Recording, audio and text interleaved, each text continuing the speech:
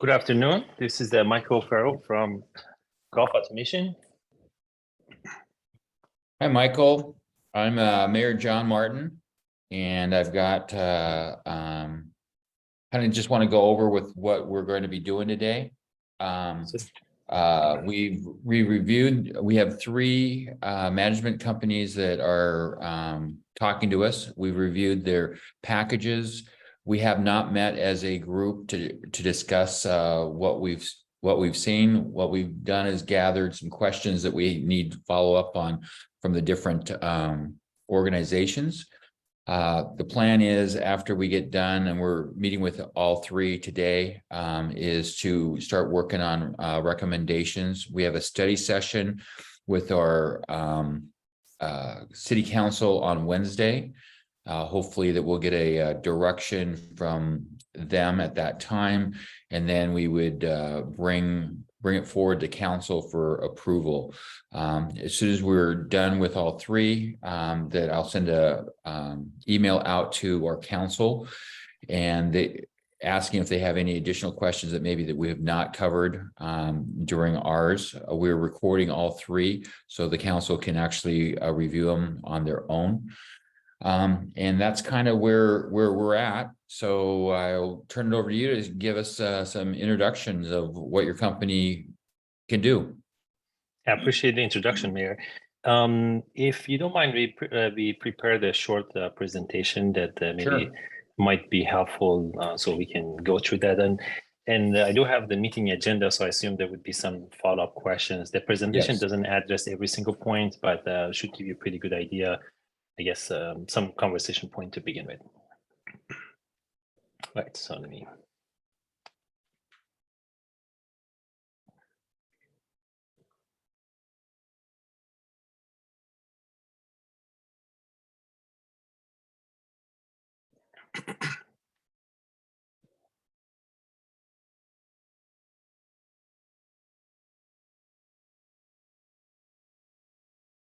All right, so let's see if I can start this. Oh, please let me know when you see my screen so I can. Yeah, I see it. Perfect. All right, so obviously we're going to go over a little bit the company background, and then review some projects and goals based on our observation of the site a few weeks back. And as I mentioned, I'm sure there would be some questions that would be presented on your side, and we have one or two questions that we will also have that has come up since the last meeting. So a little bit short and sweet about our company. We are a Delaware corporation. We have operation in multiple states, including Nevada and California. We are a small business with a very heavy focus on local community and other nearby businesses.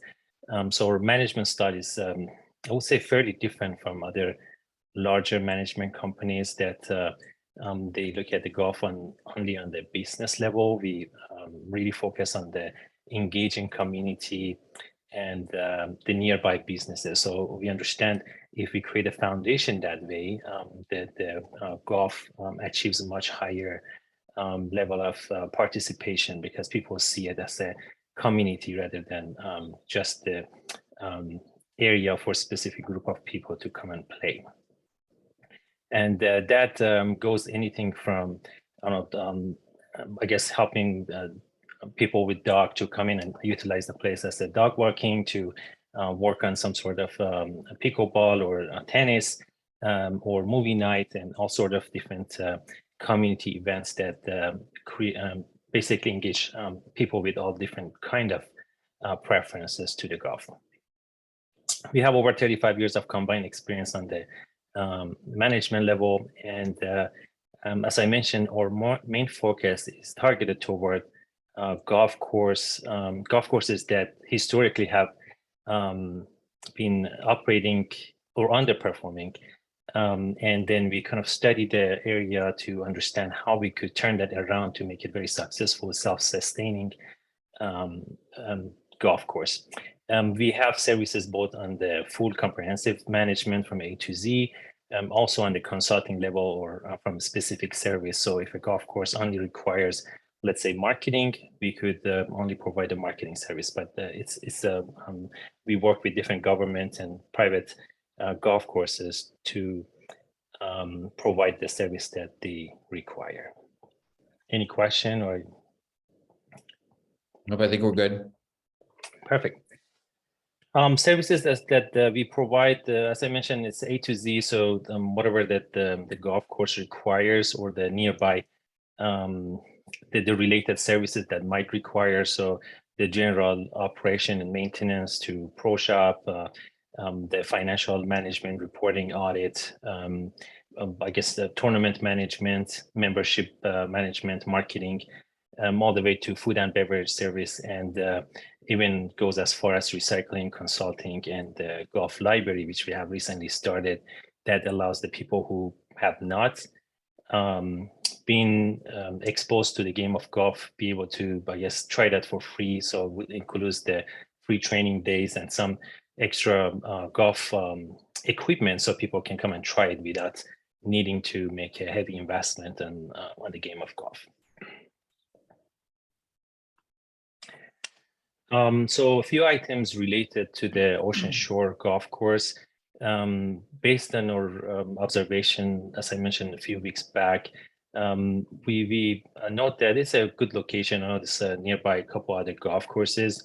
The landscape, I would say, does not meet the bar. So if we have a professional or semi-professional person come and play, it is my take that most likely they would rather spend the money somewhere else. So it is okay for the people that are in nearby area, but we cannot attract, or the landscape is not attractive to bring people in to play. So the landscape, I guess, overall not maintained well.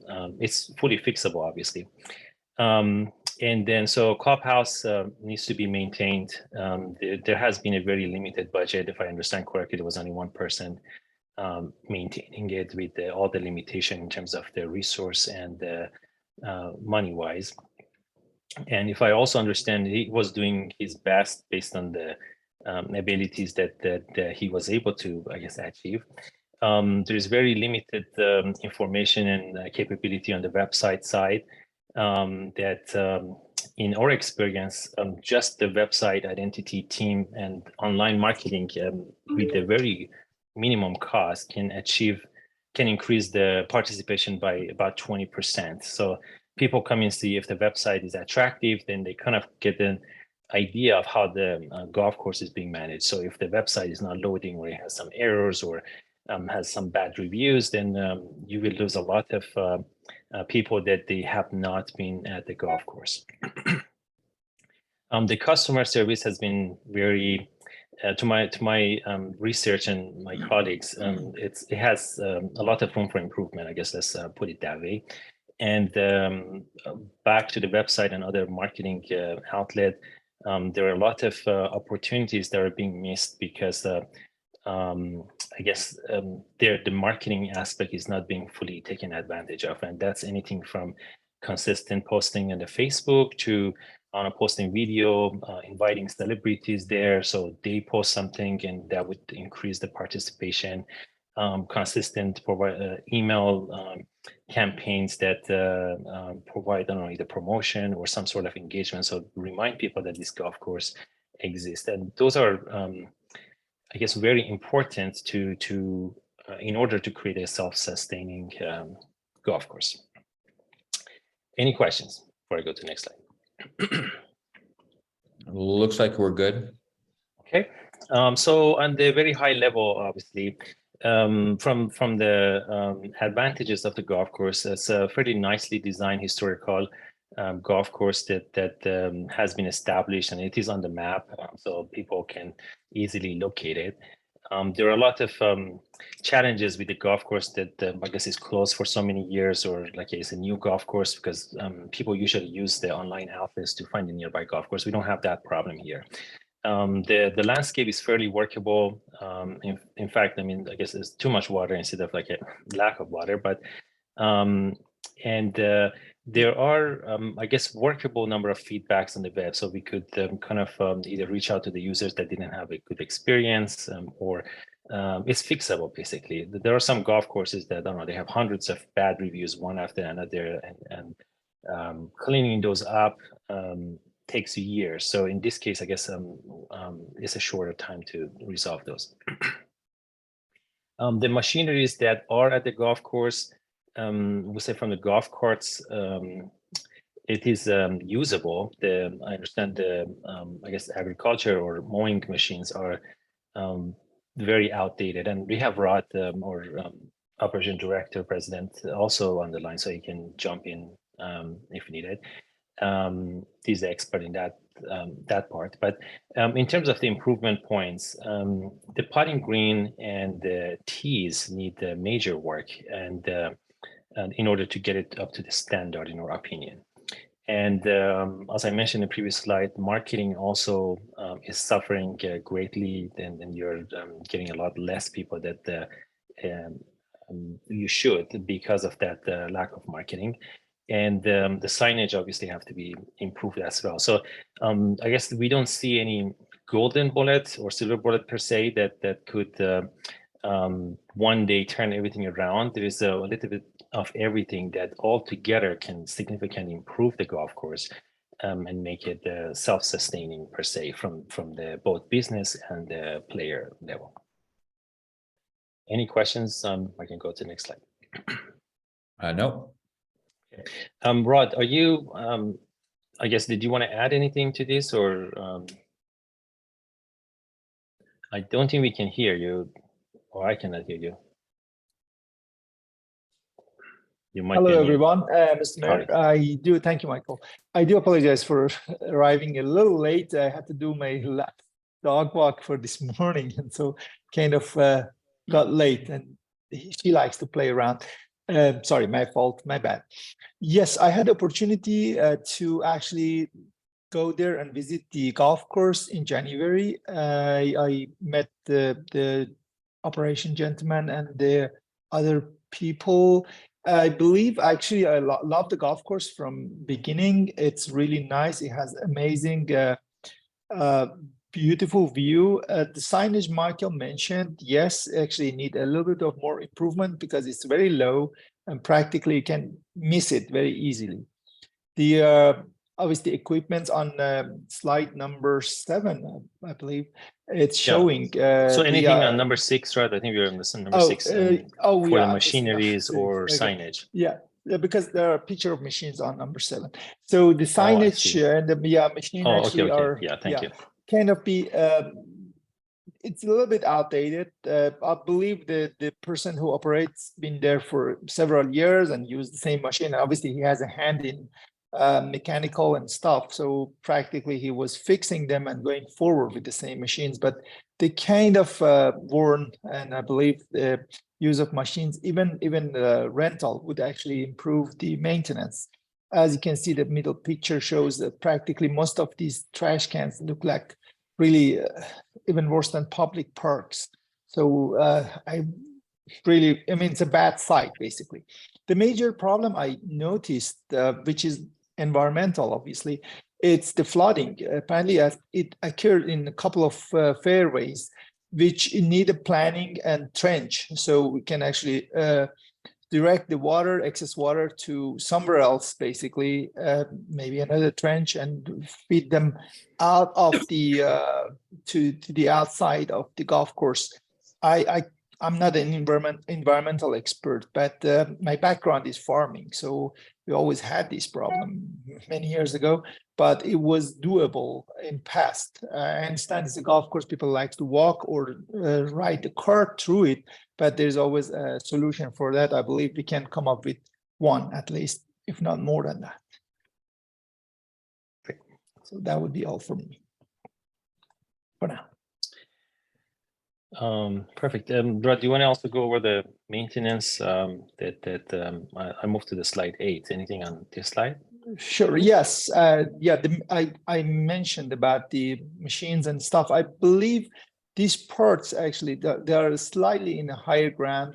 probably don't get, because when I was there in January, it was really wet season. So literally this part's still dry, and I'm kind of buffering what actually caused this. It could be actually bad machines, which they're actually pulling roots out, or the total lack of water. But considering the rainfall, and it was quite good over there, so we could see the flood the other side. So it's probably a different reason for this part to be almost like my head. And also you can see the nets around the driving range area been cut and hasn't been maintained. The other gentleman mentioned it was fallen off a few years ago due to a very strong wind. But considering the view of the place, it doesn't look really nice. So I thought there are room for maintenance and improvement on maintenance on these parts. See, there's not only one spot, several spots been torn. So again, little bits and pieces together actually can make this place look really nice. Obviously, we're not looking at a country club, but even for a public course, it looks different when there is nothing like that. Again, a little bit of stain can make this deck actually very nice, and the deck would look really fabulous. I mean, shiny. But obviously it hasn't been done, and so same thing for like removing those algae around the top of the building and side of it. I didn't take many pictures from all over the building, but there were several places need attention. So maintenance basically need to be, it's an issue at the moment, I believe, because this wood can get rotten there in a couple of years without paint and proper stain. So that's the maintenance I found out. Obviously, my visit was very short, and I didn't really look at everything. I had a visit. I think I didn't. We didn't put a picture here from the pump room. It hasn't been cleaned, and I know that because of, again, my background, the pumps can actually pull something in, and the dynamos can actually go bad, and all this. So these are like basic armchairs, and so kind of be maintained well can increase the level of life for those parts. So generally speaking, yes, maintenance probably is an issue over there, I believe. Maybe lack of number of people or something. Sure. And then, so I guess going back to what Rod mentioned, there's a lot of small areas that need to be repaired to get the golf course to, I guess, playable condition to have a good experience as people coming in. And yes, we're not, I guess, talking about the country club, but even at the public course level, there is a certain bar that has to be met, which I guess we do see room for improvement on that. So in our opinion, based on what we have learned, I guess the goals for this particular golf course, from our point of view, is create a self-sustaining, safe and exciting golf course, especially engage the local community, schools, that we believe bring happiness to the whole town, and at the same time increase the I guess profitability of the golf course at the same time. So it's kind of win-win situation. And we also think utilizing volunteers, if allowed by the city or charter, then that would also help to improve the condition and participation at the local level. I guess the final goal is to use all the methods that are available, including the marketing and maintenance and all sort of things, in order to create that quality play at the course, and something that people talk about when they come and play with a good experience. Why golf automation? I guess we do have a very specific vision, unlike many other, I guess, the larger companies. As I mentioned, our focus is on the local community participation and engaging people even if they're not playing golf. So things like a movie night or I don't know, pickleball or bingo, things like that can bring people in to make this as a place that everybody can enjoy. We also are a small business, so we support other small businesses as opposed to, I don't know, if it's a giant company like similar to like a Walmart coming to a town, and then a lot of smaller shops nearby have to close down. We are completely against that. So we utilize a lot of small businesses at the nearby area that I guess everybody would be able to win.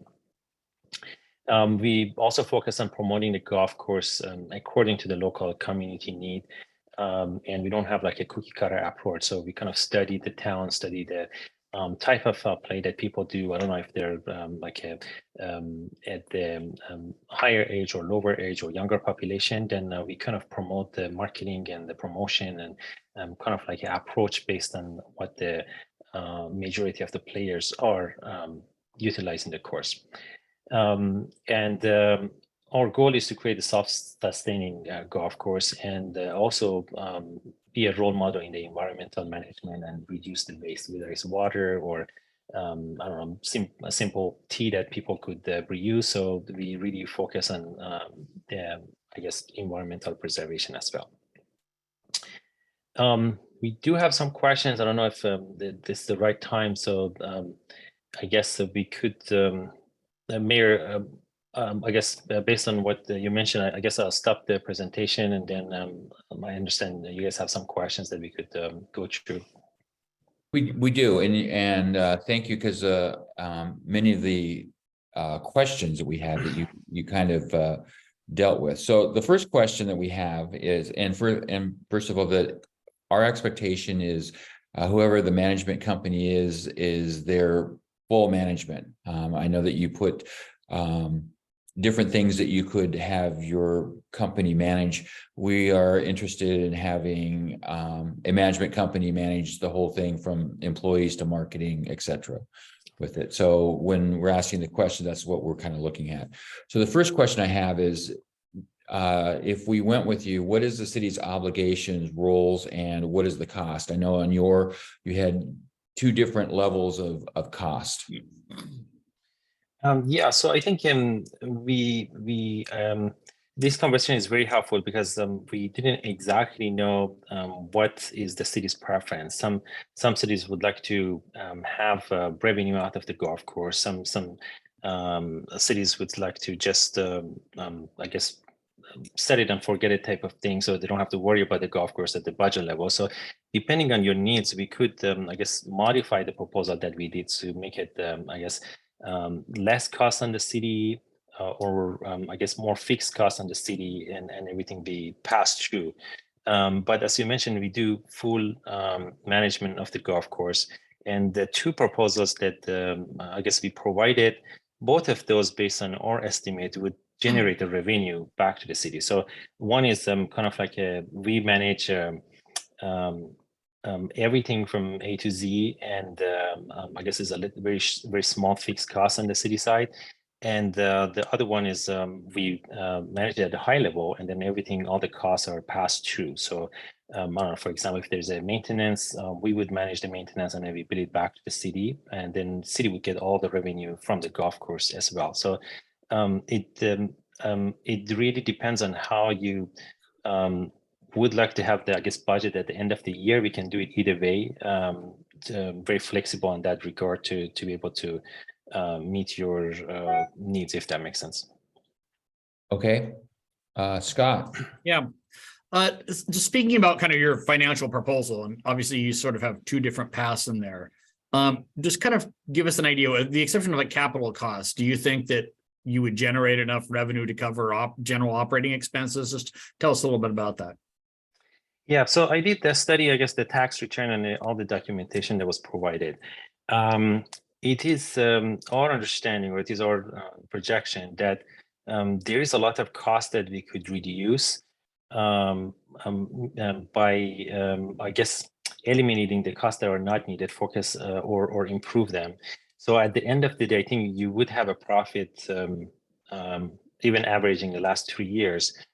You would have the profit about 110,000 based on our understanding. So just if you continue and then reduce the expenses and so forth, with all after the labor cost and things like that. So that can go back to the city, or I guess if it's something that city is not interested to, I guess, deal with the golf course and the audit and things like that, then we can take over that and then I guess we can work on some sort of arrangement so we pay some portion of the revenue to the city instead. So right now, the way we have proposed it was that we manage everything, payroll, maintenance, and things like that, and then the cost would be billed back to the city on the actual cost, and with no markup, and then we just have that fixed management component. So you kind of the benefit of that is, I guess, there's a lot of revenue that go back to the city. The disadvantage is the accounting part that I guess would go rolled back to the city's financial, I guess, at the end of the year, how much things like that. So depending on how I guess the city council requires that, we can definitely modify that to make it, I guess, clean or more detailed the way that works for you. So we're very flexible in that regard. Okay, Angie? Okay, kind of going off of Scott's question, would you be able to provide us like a 5-year profit and loss analysis?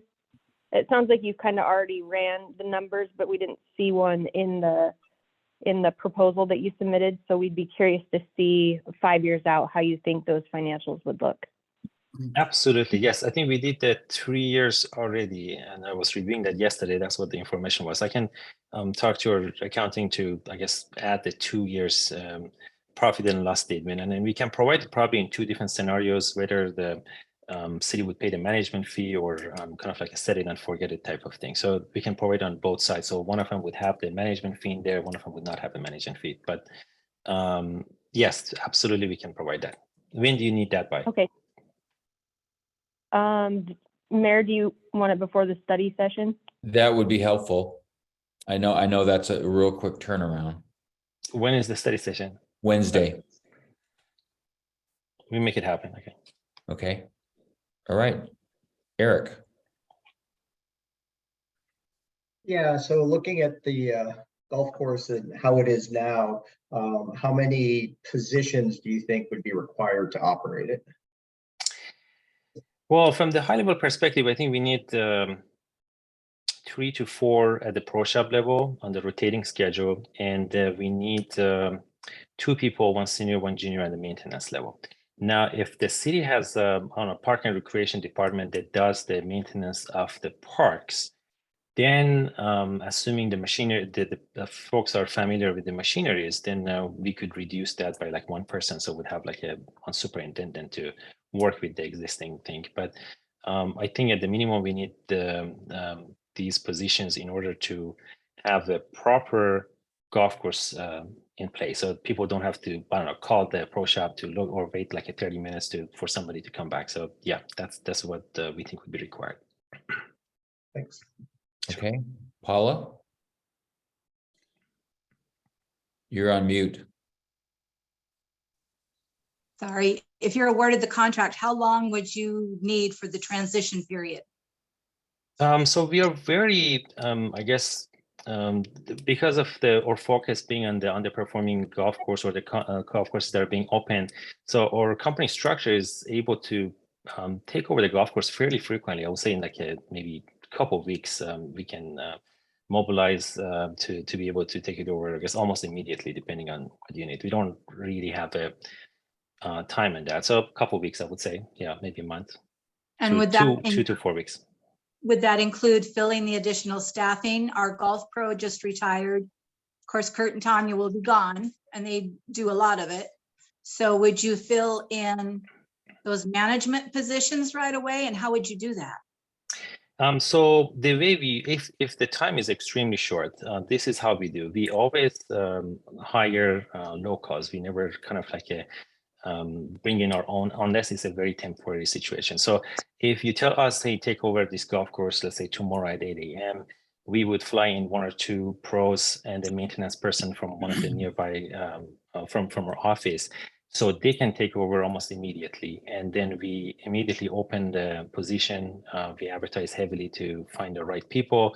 And usually in the 1 to 3 weeks, we should be able to have a permanent staff in there. But you won't see, I guess, any transitional delay from the player's point of view, because as people coming in, we would fully train them, and the staff that they are able to take over, let's say tomorrow, 6 a.m. or 7 a.m. They're already familiar with the process that we go through. It's just a matter of the golf course and maintenance and things like that, which we should be able to figure out. So we don't really, I guess that 2 to 4 weeks includes hiring the permanent staff from local and everything else that's in there, including management, pro, maintenance, superintendent, and things like that.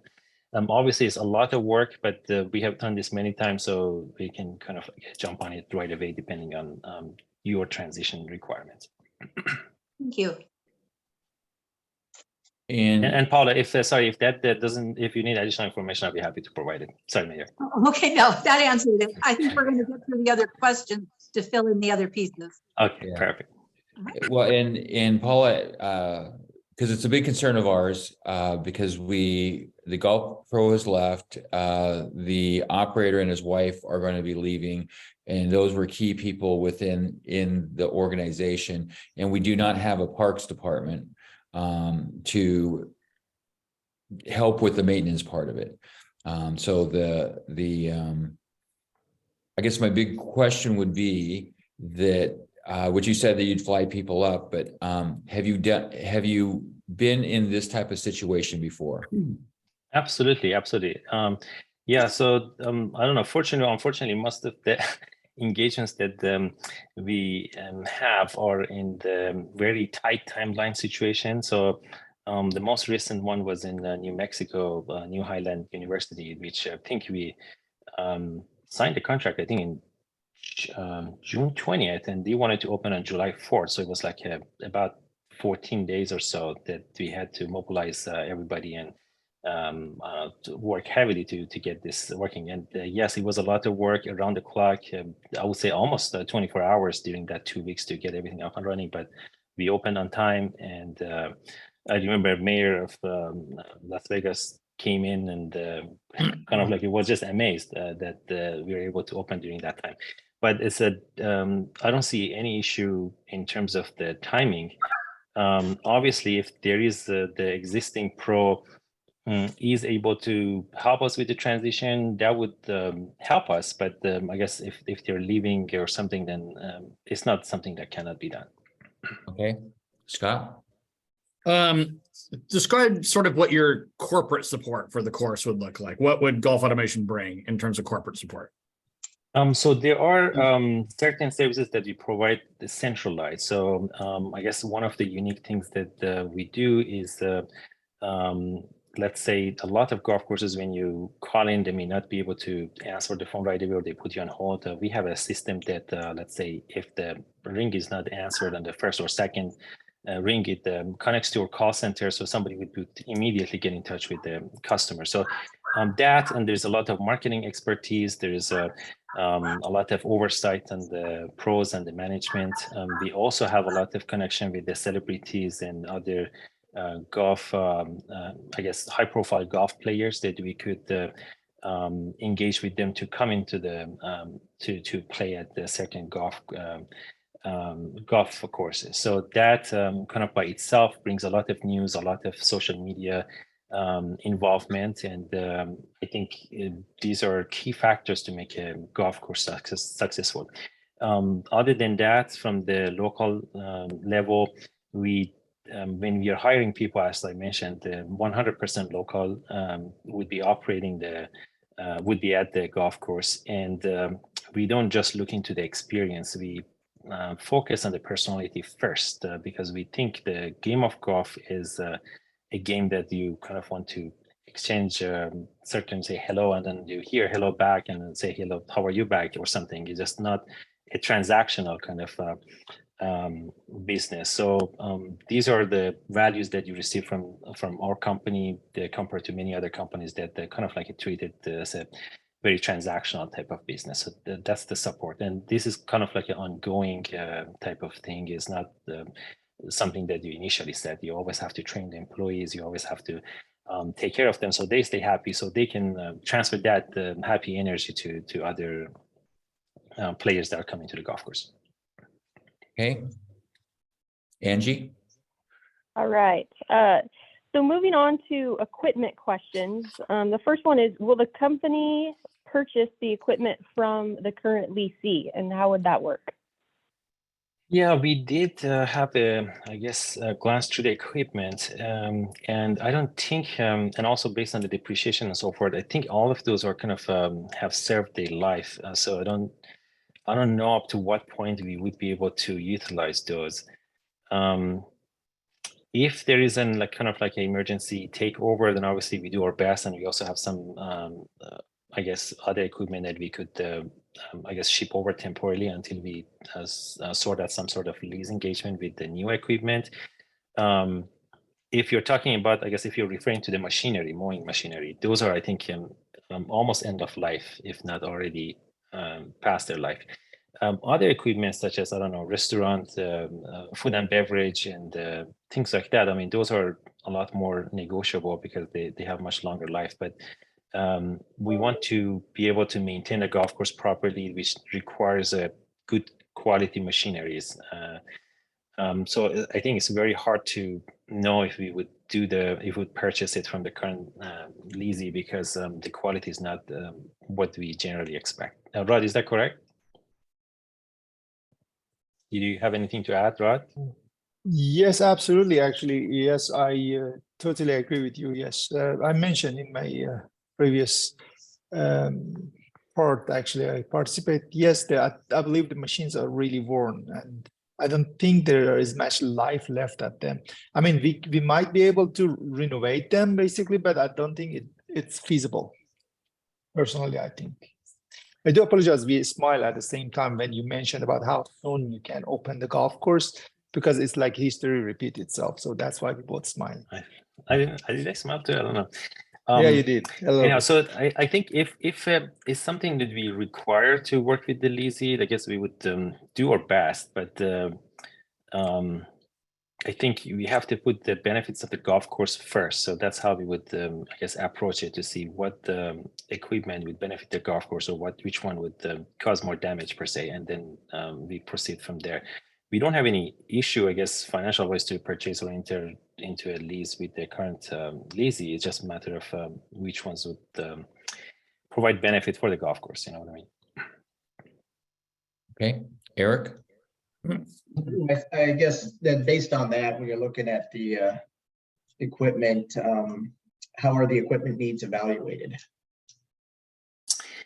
Yeah, I think more or less the same answer. So we would look into what the golf course requires to meet the bar, and then whether the existing machinery would be able to provide that. So I would say for the most part, it does not.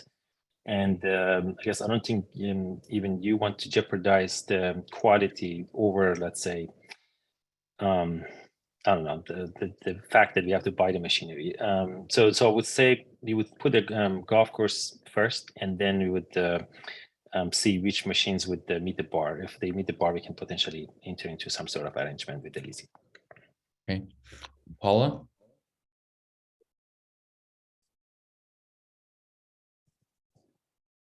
You're on mute.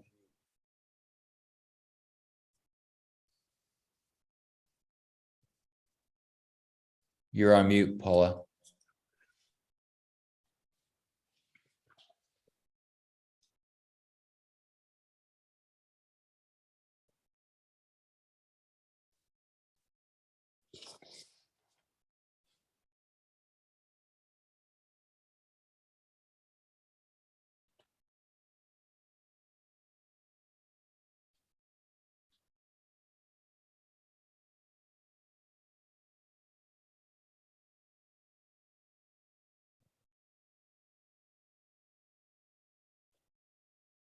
Nope. Okay, Found it. there you go. Sorry. We just got home, just walked in the door. Who evaluates the equipment? Obviously, you've looked at it, but Kurt's given a list to the city because he wants somebody to purchase his equipment. How do we justify values and the needs of the golf course? So that would be, I guess, need to be. It's not something that I can, I guess, tell you on Zoom meeting. We have to actually see. I know some of the seats are broken, some of the equipments are completely malfunctioned. So would be, I guess, the evaluation with Rod and the superintendent that would be placing. So then we can try the machinery, see which ones we could possibly use. That's the process of evaluation. And then obviously the price. I mean, I don't know exactly what price they have in mind, but I would say the quality and that is the same with the operation director and the superintendent, followed by the price negotiation. Would you, those golf carts, there are 30 of them and they're 2016s. And I made some phone calls yesterday and I understand if you order a new fleet now, it's going to be down the road before you get those. There's a shortage per se. Would you recommend keeping those carts? The carts I understand are operable. So I guess I was more referring to the mowing machines and things Okay. like that. But the carts, I think, would definitely be something that we would need to work with the county to either lease from them or purchase from them, depending on what they would accept. Okay. That's all. Thank you. Sure, thank you. So the just to follow up on the equipment, because it's a huge concern for us, because if you take over and we can't come, well, and I guess your vision is that we wouldn't be taking over like the mowers and do something with the golf carts, but if we can't come to an agreement with the existing operator and you're taking over and we don't have any equipment, what would be your plan? Well, I guess the worst case scenario, we have to bring some golf carts we have. I don't think we have 30 immediately, but we have, I guess, something close to that. I am hopeful that we would come up with some sort of agreement with the current lessee, or at least we do our best for the cart, so there's no interruption in terms of the playability. And I guess in the worst case scenario, we would be able to bring our own cart temporarily until we can come up with some sort of other lease or financing to permanently place carts. Okay, Scott? Do you operate a general sort of maintenance plan for the equipment? Do you have, how do you go about making sure the equipment is well maintained? And I'm sorry, are you referring to the golf carts or the mowing equipment, or? you can actually, for both itself, I mean, we'll talk about capital improvements, but we'll talk about like general improvements for the maintenance plan, general maintenance of equipment, things like that. Yeah, I mean, there is a very strict set of, I guess, flow chart that we have to follow with the mowing in terms of how often it has to be sharpened and what equipment has to be replaced. In terms of the golf carts, there are annual inspection that usually the manufacturer provides, and then based on that, we also store some extra parts, and so we don't have to order parts for every single breakage at the golf cart level. So that addresses, I would say, 90-95% of the issues that would happen throughout the year. For other unforeseen things, I don't know, some two cars get into accident and things like that, then those are kind of like on case-by-case basis. Sometimes we have to go to the manufacturer, sometimes we have to purchase a new one, some of them are insurance claims. So, but there were a proactive kind of monitoring and following the manufacturer guidance, I think would address about 90-95%. Rod, anything else to add? Yes, absolutely. I would like to add that it actually, when we purchase a newer version of these equipments, actually it cut off our cost of maintenance. Basically, we might actually put more down for purchasing a new one or even leasing them, but also in the long run, we actually saving money than maintaining the old ones. Okay, Angie? All right. So with the new year beginning, people just renewed their memberships. How would you handle the existing membership conversion? Well, yeah, this is, I guess, a potential issue.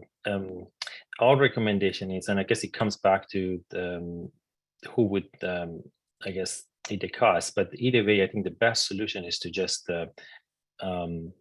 honor those memberships, just for the customer service perspective. It's extremely difficult for people who already paid for the membership to ask them to pay again. So I guess it's not fair on their side. So the only way is to eat the cost to allow them to continue their membership until the expiration.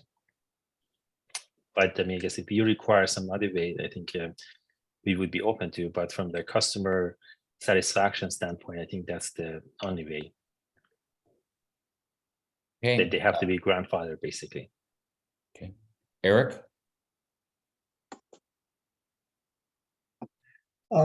You know, I know you've talked a little bit there. You have two different proposals out there for, you know, managing the golf course.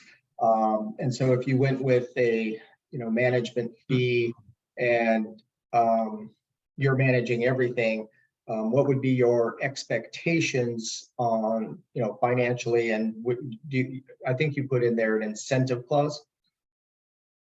Yeah, 10%. I think that kind of like incentivize on one of the models, and I think that would satisfy for us to try to, I guess, increase the revenue, if that makes sense. So it's not kind of like a ongoing thing. We actually focus on the revenue as well.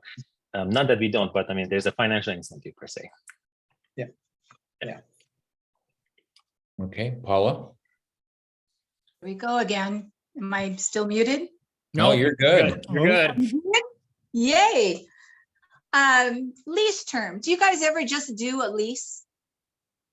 We do, yes. We absolutely can do a lease. I think some of the information we didn't have at the time. At the time we submitted a proposal, it becomes a little more apparent. We can also negotiate a lease if that's what the city council, I guess, requires.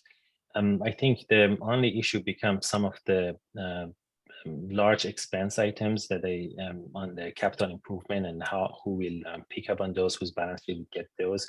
But we could definitely negotiate the full lease as well. Okay, I only asked the question because it was a long-term lease and it kind of protects the city from being in the golf course business. So it's just an option to look at. I understand, absolutely. Thanks. And if we go into an agreement with you and it's not working out, what's the option to cancel on both sides? I don't think that would be an issue. I mean, we have a very, even if it works out, let's say, I don't know, 5 years, 10 years, 15 years from now, it's at the end of the contract, and you know, like my face, and we say, okay, we're gonna transition to somebody else. We provide the extended transition, so either short term or long term, to ensure city or the golf players don't suffer. So that would absolutely be not that would not be an issue whatsoever in terms of the termination. So I guess we could come up with some sort of clause that I don't know, if within the first year there would be mobilization costs that we would be receiving due to the amount of work that we have put in, and after, I guess, certain years, that mobilization costs reduce and eliminated. So after, I guess, I don't know, 6 months or 3 months, you can provide the notice, and then we would be able to terminate the agreement. Hopefully it doesn't get there, but I guess there's always an option. Okay, Scott. So how would you take care of capital improvements? I assume the city pays for all capital improvements in your proposal? No, not necessarily. So I guess it really depends on whose balance sheet I guess the equipment would go, or the large expenses would go. Our recommendation, and I guess subject to further negotiation, is that we would provide the annual assessment, and then we would prioritize the I guess the capital improvement or the infrastructure changes that is required at the golf course. Then that can be discussed at the city council or on whatever the budget meeting that you have, to see which ones it also satisfies the city budget. And then I guess whatever is approved, we could I guess add it to the budget in terms of change. And we are talking about the large ones. So the small ones, we usually work with the city or town that if it's let's say less than 5,000 or 10,000, we would take care of it, and then we would worry about I don't know, take it from the next bill or something like that. Or if it's like less than 5,000, we have to take it from our management fee. I don't know, something it's basically negotiable for the small cost, and then the larger cost is looked at on an annual basis. Now, there are sometimes that there's a wildfire, for example, we had encountered in California, or flooding situation. So our suggestion is to have a capital fund that let's say all the revenues that the golf course has on a 5% goes to that capital fund. So that fund is available for this emergency situation. If something happens that requires the use of capital fund, then we would inform the city, and then you need to decide if that is, I guess, makes sense in terms of the usage. And then depending on the charter that you have or the process that you have to go, either you would do the bidding, or we can create multiple code provided to the city to, I guess, if those are accepted, we can have somebody to address those. Okay. Okay, Angie? Okay, I think you kind of answered this already, but when you're doing your annual assessment, and we're actually on a 2-year budget, so I'm not sure if that would, you'd be able to match up these assessments with that, but how are the capital improvement needs evaluated? Do you just, like, you made mention of like the driving range nets and things like that. So that's what I'm thinking when I say capital. So who gets together, and how is that list decided, and do you prioritize it, and would it work in conjunction with when we're doing our budget to kind of make recommendations on what needs to be done, what can wait, et cetera? Absolutely. So, I mean, either way, we do twice a year assessment of the golf course, and then we would provide it to you either during twice a year or once a year, so that based on the priority. I don't know if there is a potential that the driving range net may break, then we can add that based on our estimation on the how high priority it is. And then we can provide all of this to city with the approximate cost. So then you can do your budget planning. And in addition to that, as I mentioned previously, we also recommend to have kind of like an emergency fund that gets filled from the revenue. So there's no out-of-pocket expense from the city that goes to a bucket. And then if there is something happens out of ordinary, then can be that budget can be used. So you don't have to go every time to get a budget approval. But for anything, I guess, large expense, I think those assessment would address, because we provide all the priorities, all the estimated costs and things like that for the budget planning purposes.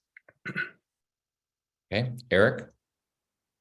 Yeah, so kind of switching over to your experience, in working with similar cities our size in the past, how does the structure work in working with the city proper? Yeah, so I mean, I think you would definitely benefit from more flexibility in terms of being able to work with the city to come up to a structure that works on both sides. And because we don't work on a cookie cutter approach, so a lot of companies, let's say, oh, you have to use the pro that they have worked with for like 10 years. No, I mean, we really focus on bringing somebody local, because we understand that the value that the local staff bring, they understand, they know people around. So all of those things. So we have been very successful in the municipal or even private golf courses to utilize this approach. I guess going to the structure is very flexible. So in terms of how you want to structure it, we definitely are open to what the city council or the staff would decide. Okay, Paula? How do you outreach to our community to get them involved? We have the hotels, we have the casino.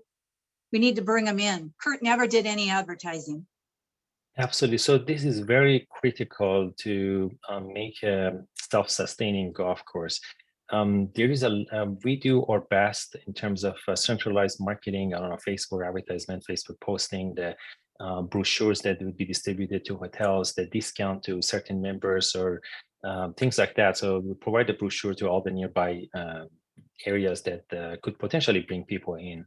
But at the same time, we utilize city's resources. I don't know, if there's a library, we would put the free brochure that people coming in have a day learn golf. So those are focused for people that never played golf before. They're scared of playing golf.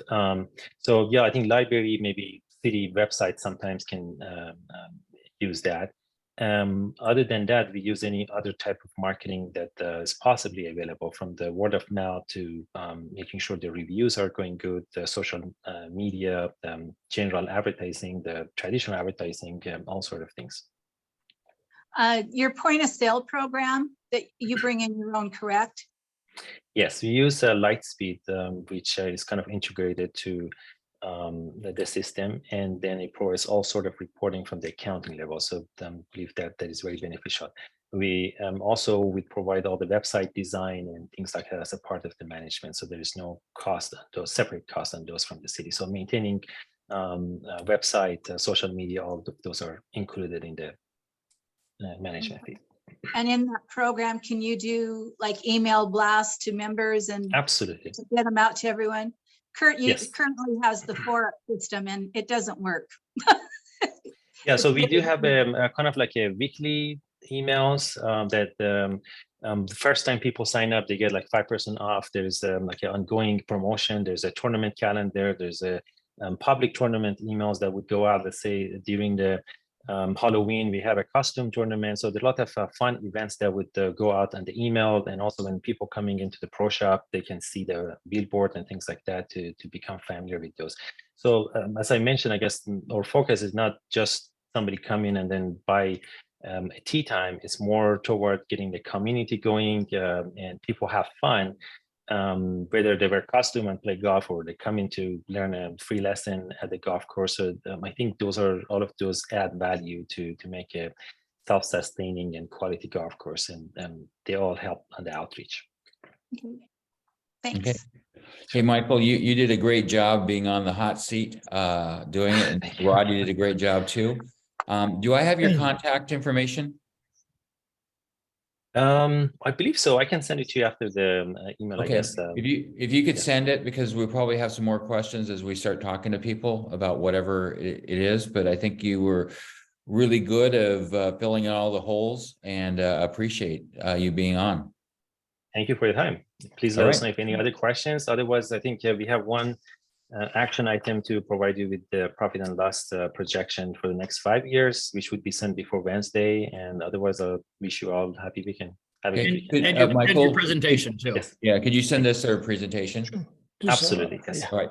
Thanks so much. All Thank you. right. Thank you, Have a good everyone. day. Mr. Mayor, thank you. All right. Have a good one. Bye. Bye.